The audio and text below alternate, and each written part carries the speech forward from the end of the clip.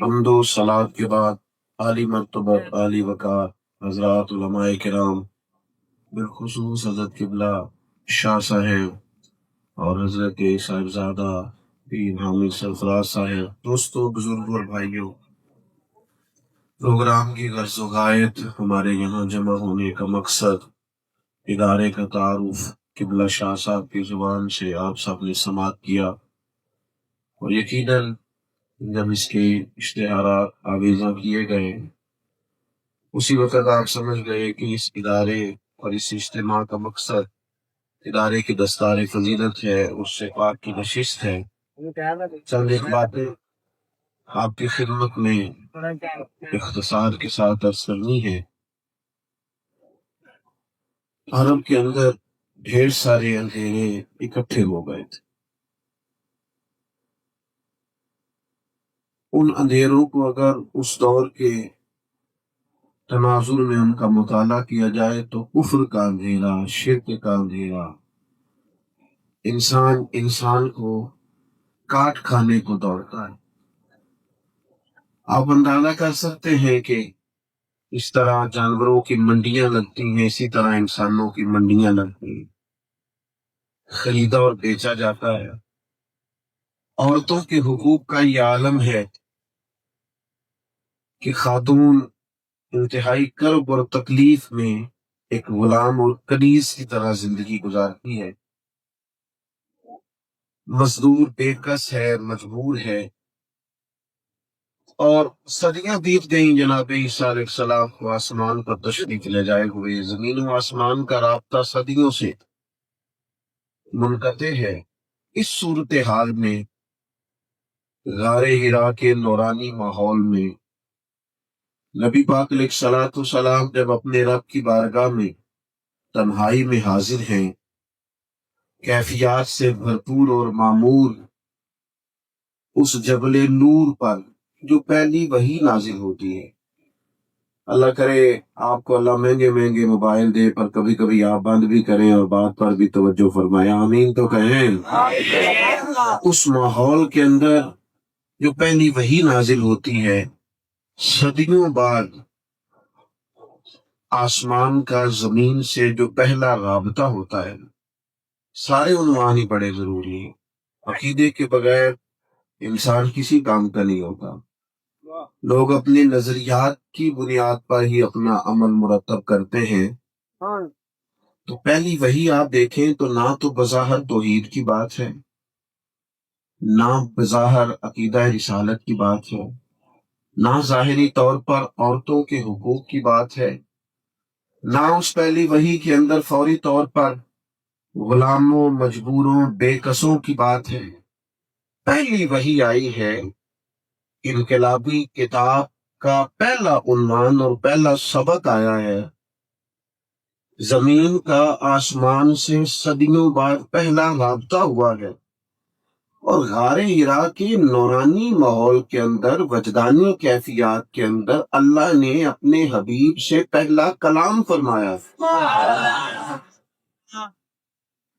بڑی شدید ضرورت ہے لوگوں کو، لوگ کہہ رہے ہیں ہماری بات کرو، ہمارا ذکر کرو۔ ہر دکھ اس دور کا بڑا ہی کربناک، اذیت ناک ہے، پریشانیاں حد سے بڑی ہوئی ہیں، لیکن اس سارے ماحول میں جو پہلی بات ہوئی وہ نہ بظاہر عقیدے کی ہے، نہ بظاہر حقوق کی ہے، تو بات یہ ہوئی کہ اقرأ باسم ربک الذی خلق۔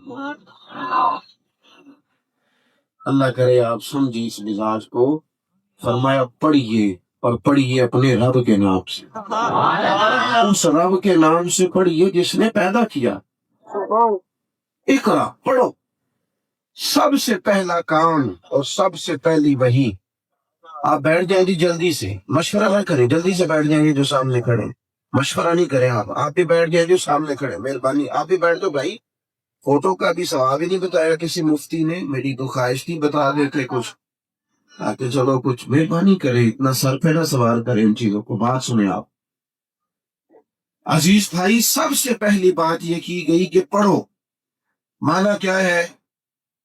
جب پڑھو گے تو عقیدہ توحید و رسالت بھی سمجھ میں آ جائے، جب پڑھو گے تو حقوق کا چارٹر بھی تمہاری سمجھ میں آئے، جب پڑھو گے تو شعوری بلندی تمہیں نصیب ہوگی، تمہیں پتہ چلے گا کہ سارے لوگ جناب آدم کی اولاد ہیں، تمہیں سمجھ آ جائے گی کہ تم نے اپنی زندگی زندوں کی طرح کیسے گزارنی۔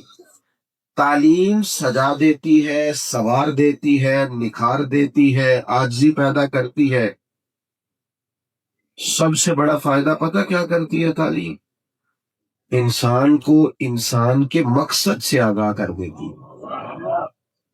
ڈھیر سارے لوگ آپ کو دنیا میں ملیں گے، مقصد ہی کوئی نہیں جینے کا، پتہ ہی کیوں نہیں کیوں بیٹھے ہیں، کیوں آئے ہیں، کیوں جا رہے ہیں، آخر وجہ کیا ہے، کس لیے ہم صبح سے شام تک سفر میں ہیں، صبح سے شام تک پتہ ہی کوئی نہیں۔ ابھی کچھ عرصہ پہلے کی بات ہے، بڑا قیمتی جوان، پڑھا لکھا، گاڑیاں، بنگلے، عہدہ اور ڈھیر ساری چیزیں، خودکشی کر لی معاذ اللہ۔ کیوں؟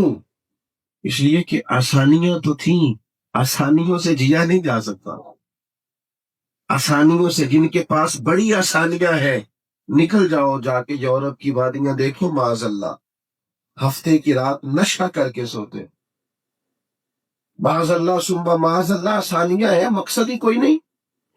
قرآن مجید نے جب کہا پڑھو اور کتاب و سنت کو پڑھو تاکہ تمہیں کو مقصد حیات تو ملے، تمہیں سمجھ تو آئے دنیا میں کیوں آئے ہو، تمہیں خبر تو ملے تم نے کس راستے پہ چلنا ہے، تم نے سفر کیا کرنا ہے۔ اگر کتاب و سنت کی تعلیم نہیں لوگے،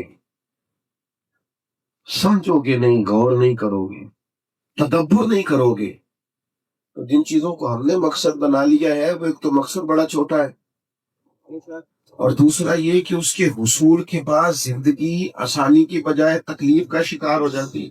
چلے 2 منٹ کے لیے سمجھ میں، مقصد حیات کسی نے دولت کو بنا لیا ہے، آ گئی دولت، لاکھوں کروڑوں ہزاروں روپے آپ کے پاس پڑے، پھر کیا کریں گے؟ اس کے بعد آخر کرنا کیا ہے؟ 50 روٹیاں کھا لیں گے ایک ٹائم، ہر 20 منٹ کے بعد کھانا کھا سکتے ہیں۔ آپ نے درجنوں مکانات بنا لیے، ایک وقت میں ایک کمرے میں رہیں گے، 2 میں تو رہ ہی نہیں سکتے۔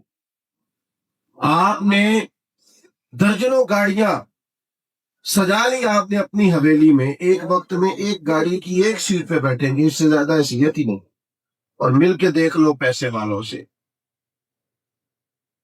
تڑپتے ہیں، کہتے ہیں جب تک غریب تھے لگتا تھا کوئی ذات سے پیار کرتا ہے، اب جب سے جیب بھری ہے یوں لگتا ہے جس کی بھی محبت ہے جیب سے محبت۔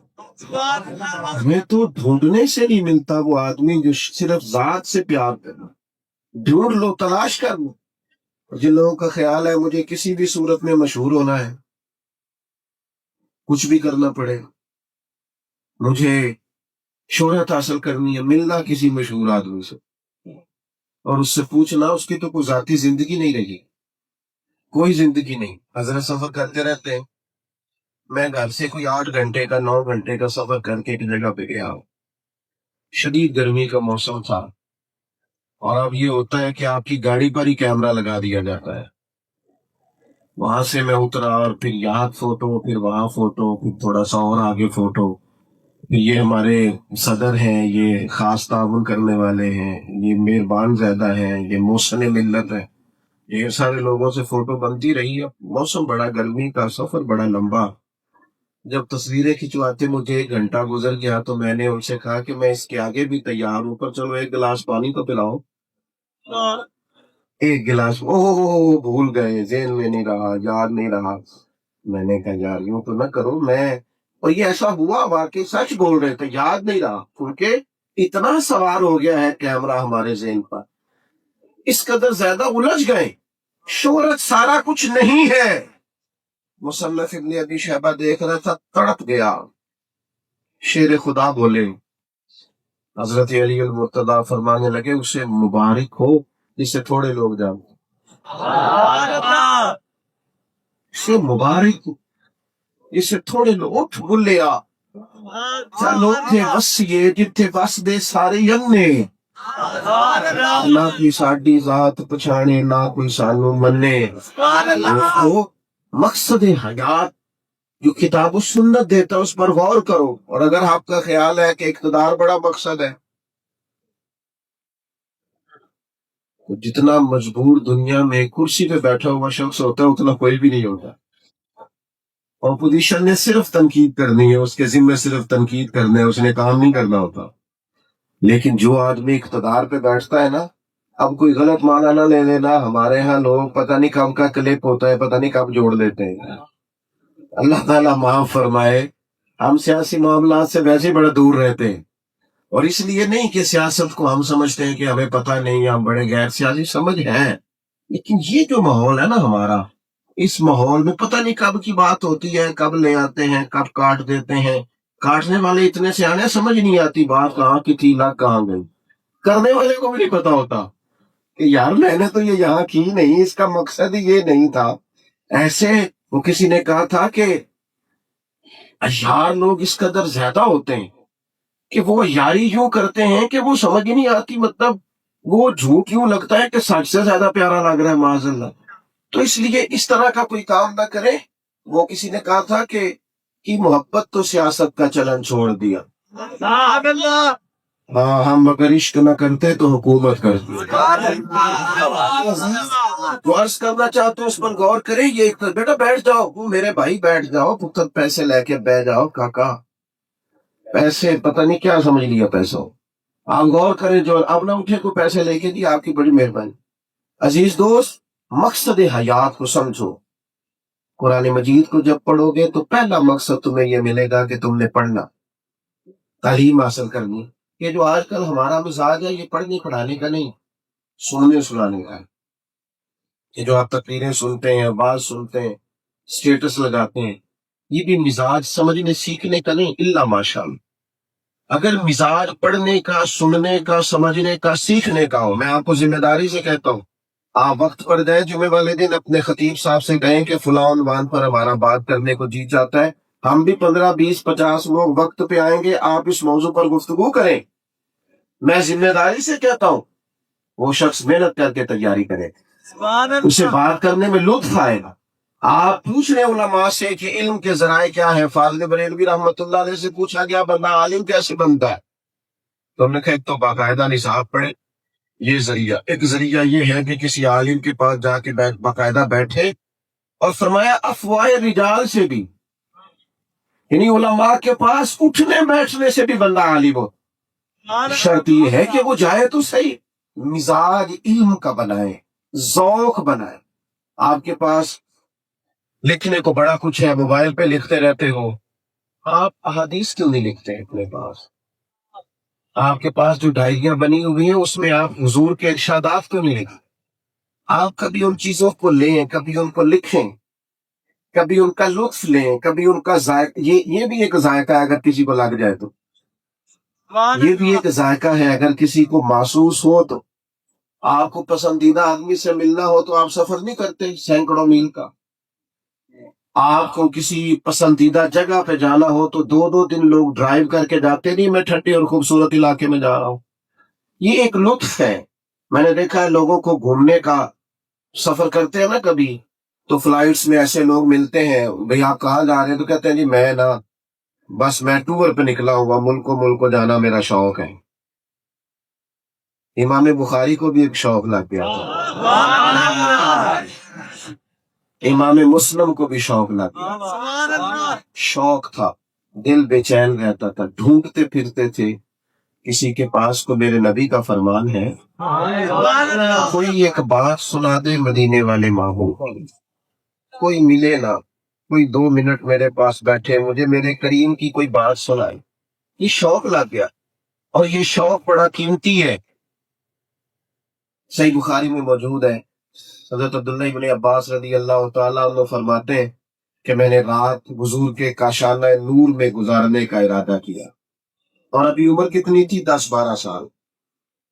بخاری میں فرماتے ہیں سرکار رات کو اٹھے اور زبان اقدس پر یہ الفاظ جاری تھے کہ لوگ سو گئے لیکن حی و قیوم جاگ رہا ہے۔ حضور مشکیزے کی طرف بڑے، وضو فرمایا، مصلی بچھایا، کہتے ہیں میں تو پہلے سے تیار تھا۔ اب جو 2 آدمی جب جماعت کرائے نا، 2 آدمی، آپ کی توجہ ہے میری بات؟ مجھے آپ کی گرمی کا احساس ہے، میں تو پہلی تقریر چھوٹی کرتا ہوں، اب آپ کو دیکھ کے وہ چھوٹی کروں، کوشش کروں گا ایک ہی آنسو میں کہہ جاؤں گا میں دل، طوفان بیدا لانے سے بھی ہے چشم فائدہ، روش کی کافی ہے اگر اثر کروں۔ فرماتے اب مسئلہ یہ ہے، یہاں علماء مفتیان بیٹھے، مسئلہ یہ ہے کہ دو آدمی جب جماعت کرائے نا تو دوسرا آدمی جو کھڑا ہوگا تو وہ امام کے سیدھی سائیڈ پہ تھوڑا سا پیچھے ہٹ کے سیدھی سائیڈ ساتھ کھڑا ہوگا، تھوڑا تھوڑا سا پیچھے۔ حضرت عبداللہ ابن عباس کہتے ہیں نماز کا وقت ہوا تو میں نا محبوب کے پیچھے ہو کے کھڑا ہو گیا نا بائیں سائڈ، حضور جماعت کے ساتھ پڑھ لوں نماز۔ کہتے ہیں دوران نماز ہی سرکار نے مجھے پکڑ کے نا تو سیدھی سائڈ پہ اپنے قریب کیا۔ یہ منظر کبھی آپ دیکھیں۔ فرماتے ہیں میں بھی دوران نماز ہی پھر پیچھے چلا گیا، نماز پڑھا کے میں پیغل بیٹھا آپ بھول گیا ہی بھول گئی، یعنی سب سوم سلاتا ایک کو یار دا فکر پہ آئی۔ فرماتے ہیں محبوب نے نا 2-3 دفعہ مجھے پکڑا اور حضور سیدھی طرف لائے، لیکن میں پھر پیچھے ہو جاتا۔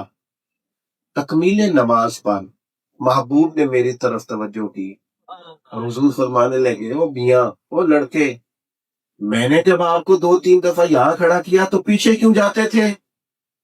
تو یہ 10-12 سال کی عمر میں جواب دیکھو، یہ انہی لوگوں کی بارگاہ سے تمہیں میسر آئے گا جنہوں نے علم پڑھا ہے پر ذرا عشق اور محبت میں گوند گوند کے پڑھا ہے۔ ذرا کوئی ایسا شخص تھا پیچھے حضرت محدث اعظم کی طرح جو پڑھاتے بھی تھے اور روتے بھی تھے، جو پڑھاتے بھی تھے اور درد بھی تقسیم کرتے۔ فرماتے محبوب کریم علیہ السلام فرمانے لگے میں جب تمہیں کھڑا کرتا تھا تو ادھر کیوں جاتے تھے؟ تو یہ 10-12 سال کے بچے کا جواب سنو، عرض کرنے لگے یا رسول اللہ اب میری جرت تو نہیں نا کہ اللہ کے حبیب کے برابر میں کھڑا ہو جائے۔ اب فرماتے حضور راضی ہوئے میری بات پر اور مجھے دعا دی۔ دعا کیا دی؟ اے اللہ اسے دین کی سمجھ عطا فرما، کتاب و سنت کا فہم عطا فرما۔ بہت بڑی دعا تھی حضرت عبداللہ ابن عباس، اللہ دین بہت بڑی دعا تھی۔ تو چاہیے تھا نا وہ خاموشی سے گھر بیٹھتے اور فرماتے کہ مجھے دعا مل گئی ہے، اب تو علم لدنی کا دروازہ بھی کھلے گا، جس طرح آج کل سارے پیروں کے بچوں کے لیے کھلا ہوا ہے۔ اللہ ماشاء اللہ سب کو فیض ہی فیض ہے اور ہر جگہ سے ہے، تو کہتے ہیں بس نظر بڑی ہے۔ او بھائی ان کو تو محبوب کی دعا ہے، لیکن جناب عبداللہ ابن عباس فرماتے ہیں وہ طلب لگ گئی، میرے اندر نا خاص ذوق پیدا ہوا۔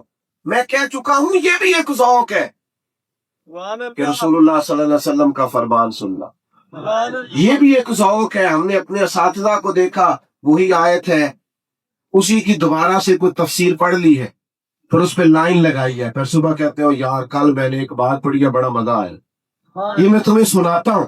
یہ بھی ایک ذوق ہے اگر طبیعت میں پیدا ہو۔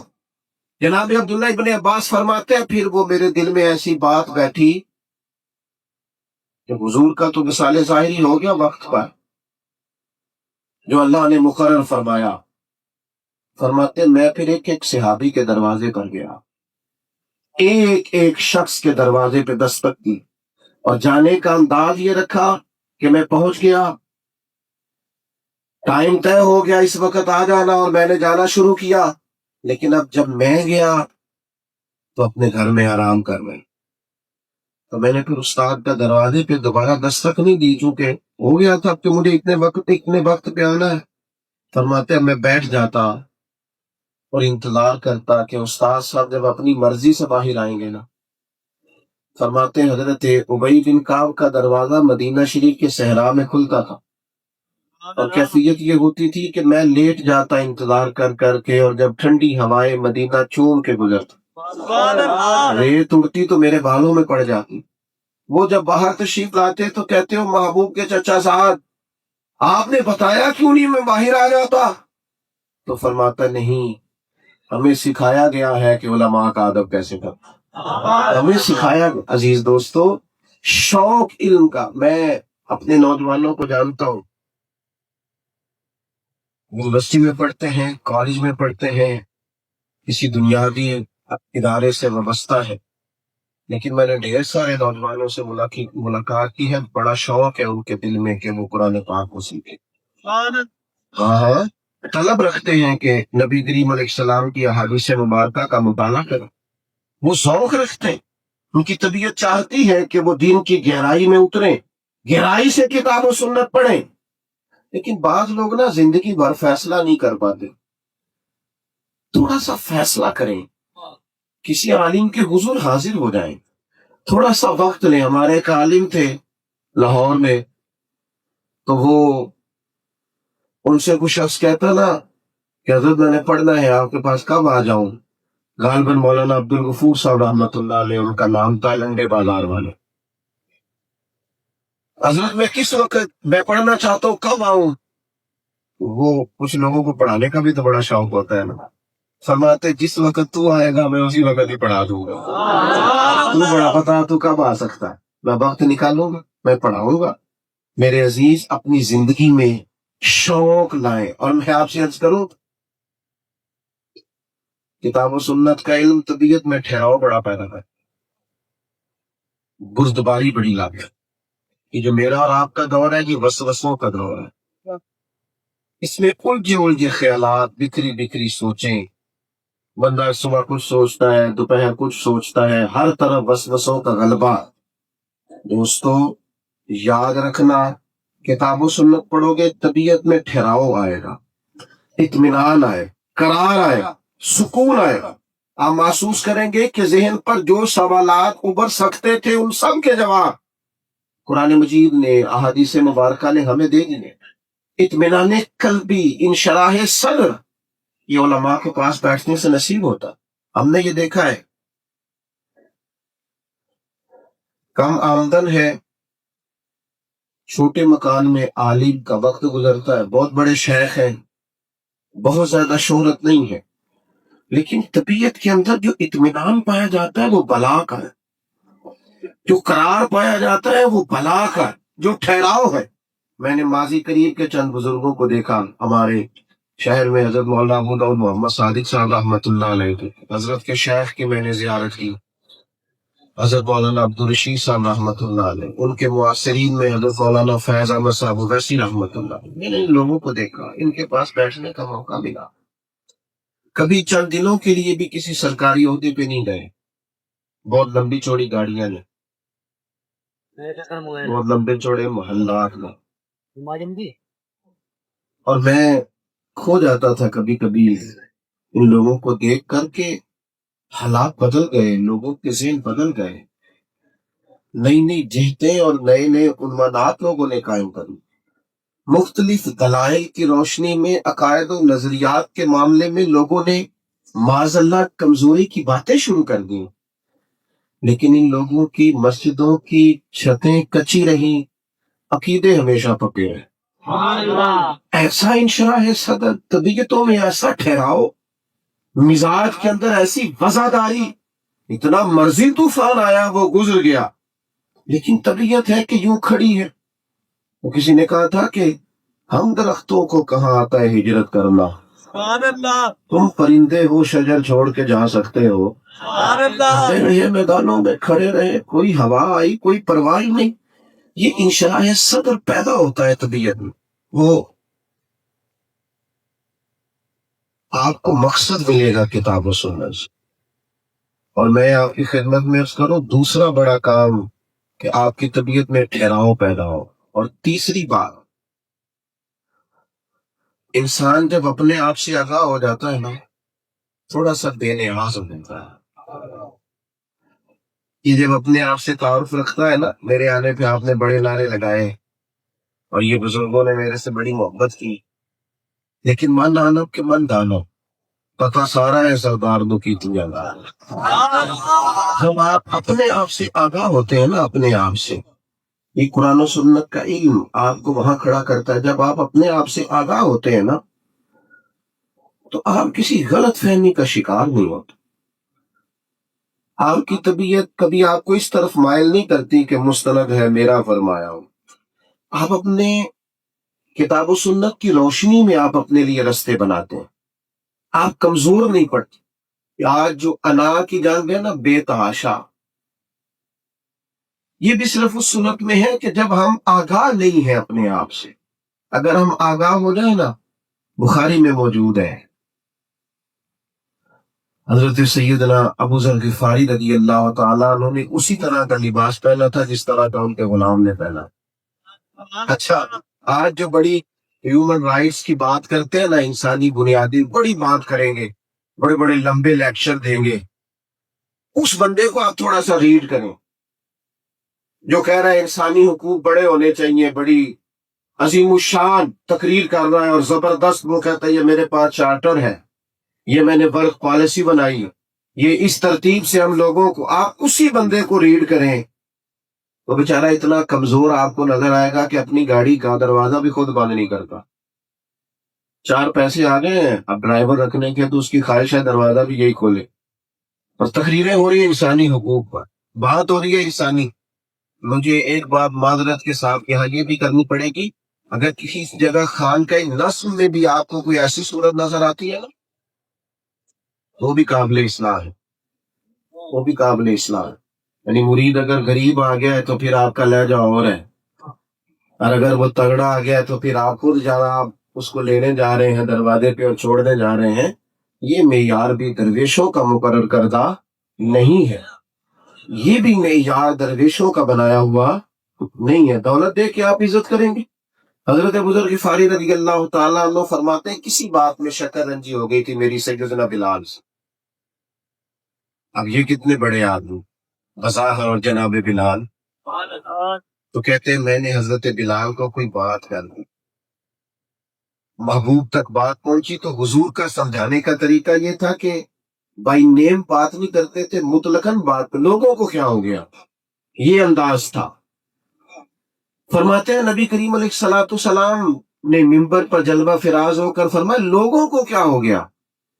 وہ برادریزم کی باتیں جو میں نے اپنے قدموں تلے رون ڈالی، آج بھی لوگ وہی بات کرتے ہیں.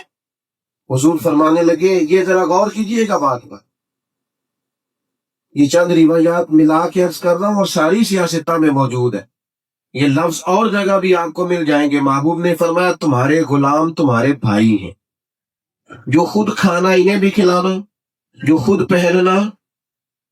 یہ تجربہ کریں آج آپ، وہ بڑے سے بڑا آدمی یوں کرتا ہے کہ اسی قیمت کے کپڑے اس کے غلام نے بھی پہنے ہوں جو اس نے پہنے ہیں. چلو وزیروں کو چھوڑو، پیروں کو دیکھ لو، انہی کو دیکھ لو. فرمایا تمہارے غلام تمہارے بھائی ہیں، جو خود کھانا انہیں کھلانا، جو خود پہننا. حضرت ابوذر غفاری فرماتے ہیں معافی بھی مانگی اور وطیرہ بھی بنا لیا کہ جو کریم نے فرمایا وہ کریں گے. یہ کتاب و سنت کا علم یہ شعور دیتا ہے آپ کو، یہاں تک آپ کے لیول کو بلند کرتا ہے کہ انسانیت آپ کی نظر میں کتنی بڑی ہو جاتی ہے. حضرت ابوذر غفاری نکلے، بخاری میں موجود ہے، جس طرح کا لباس انہوں نے پہنا ہوا تھا ان کے غلام نے بھی اسی طرح کا پہنا. سبحان اللہ. تو ایک شخص نے سوال کھڑا کر دیا، یہ ہوتا نہیں تھا، یہ بے موسم پھل تھا. ایک شخص نے سوال کھڑا کیا کہ جناب حد ہو گئی، اس ماحول میں بھی آپ کا یہ رویہ ہے کہ وہی لباس پہننا ہے جو آپ کے غلام نے پہنا ہے. حضرت ابوذر غفاری فرمانے لگے پہلے ایسے نہیں تھے، پر جب سے مدینے والے کا کلمہ پڑا ہے، جب سے کتاب و سنت سے تعارف ہوا ہے، شخصیت میں یہ نکھار آیا کہ اب انسانوں سے پیار ہو گیا. اب چھوٹا بڑا اس کا کوئی فرق ہمیں نظر نہیں اپنی زندگی میں. کتاب و سنت سے جب تعارف کرو گے، پہلی بات تو یہ کہ علم حاصل کریں. وہ کرے گا کہ آپ مقصد زندگی سے آگاہ کرے گا، آپ کی طبیعت میں ٹھہراؤ لائے گا. وہ کرے گا کیا، وہ آپ کو انسانوں کا پیار دے گا. بات سمیٹنے کی طرف بڑھ رہا ہوں. مدارس دینیہ ہو، خانقاہیں ہو، کوئی ادارہ ہو، ہر جگہ کمزوریاں ہوتی،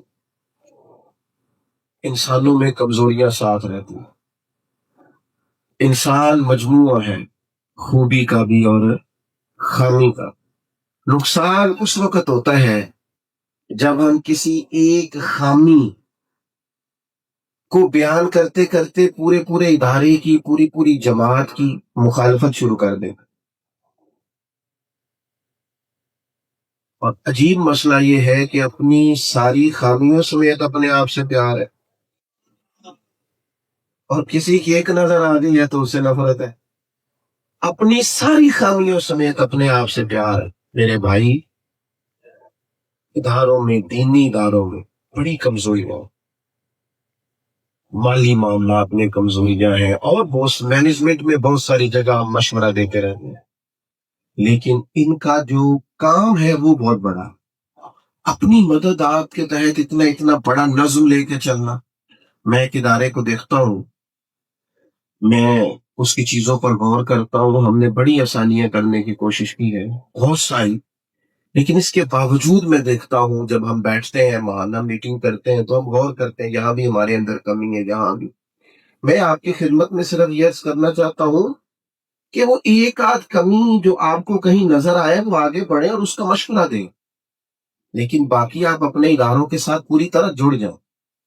آپ مستقل ادارے پر رابطہ رکھیں اور ان بچوں کو توانا کریں، ذہنی طور پر ان کو مضبوط کریں. میں علماء سے بھی اکثر کہتا ہوں، حقوق بیان کرو عالم دین کے، امام مسجد کے، لیکن اس طرح کا حق نہ بیان کرو کہ لگے بڑا مسکین آدمی.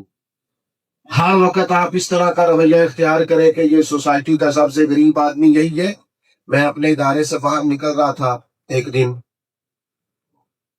وہ ایک صاحب ایک ہوٹل کو، میرج ہال کو چلاتے ہیں، مینج کرتے ہیں، تو وہ چابیاں لہلاتے لہلاتے گاڑی سے اترے. پیر صاحب رکیے گا، پیر صاحب رکیے گا. تو میرے پاس آ گئے، سلام کلام کے بعد کہنے لگے وہ ایک بارات آئی تھی، کچھ کھانا اس میں بڑھ گیا، پھر ہم نے مزدوروں کو بھی کھلایا، پھر بھی بڑھ گیا، تو آپ طالب علموں کے لیے اسے منگوا لیں، میں نمبر دے دیتا ہوں، وہاں لڑکا موجود ہے تو کسی کو بھیجیں. مجھے غصہ بڑا کم آتا ہے، لیکن اس کا یہ مطلب نہیں کہ آتا ہی نہیں. ہاں ایٹ سیٹ تے پکڑا پوار گندا لسی اور بھی بوٹیاں جان میں کم آتا ہے، لیکن اس کا یہ مطلب تو نہیں کہ آتا نہیں.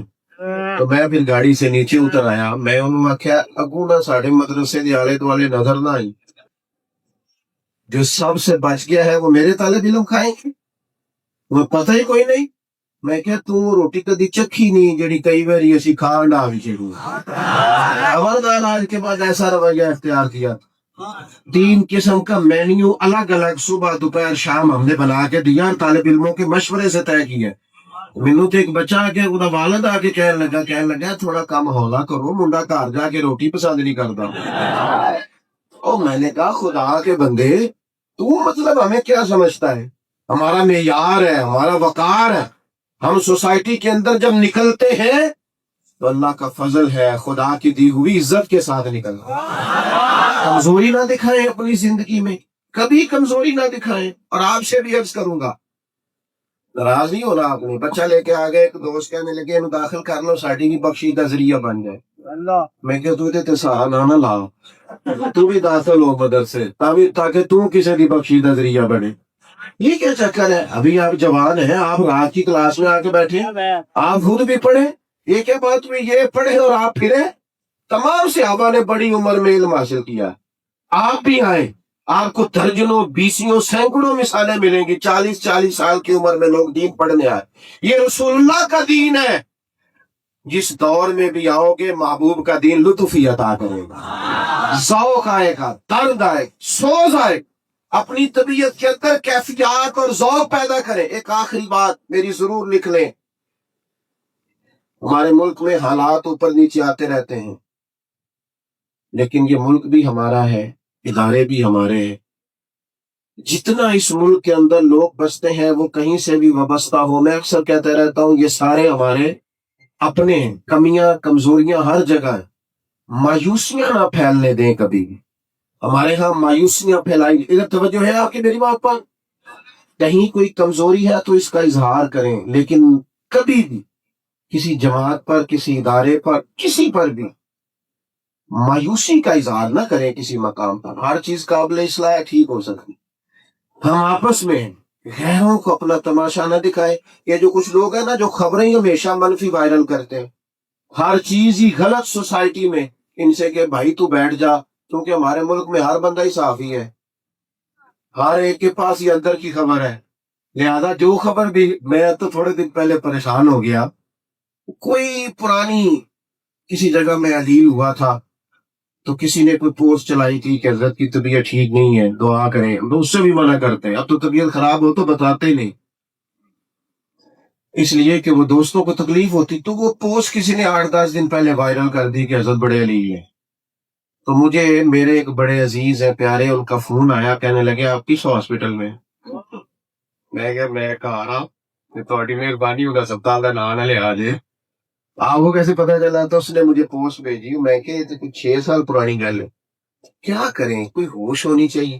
اس لیے مایوسیاں پریشانیاں صرف انہی کا اظہار نہ کرو، پیار کی بولی بولو، میٹھی بات کرو، اور ایک دوسرے کو اچھے لفظوں کے اندر یاد کرو، اچھائی کے ساتھ ذکر کرو، اپنے اداروں سے جڑو، قریب آؤ، پیار اور محبت کی گفتگو میں آگے بڑھو.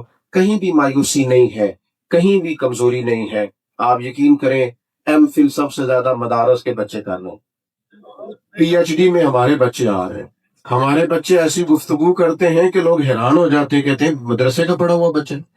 آپ مدارس کے بچوں سے کبھی ملاقات تو کریں، آپ نکلے تو صحیح. انشاءاللہ یہی چراغ جلے گا تو روشنی ہوگی. اللہ تعالیٰ قبلہ شاہ صاحب کی سرپرستی میں چلنے والے اس ادارے کو اور برکات عطا فرمائے. وما علینا الا البلاغ المبین. زندہ زندہ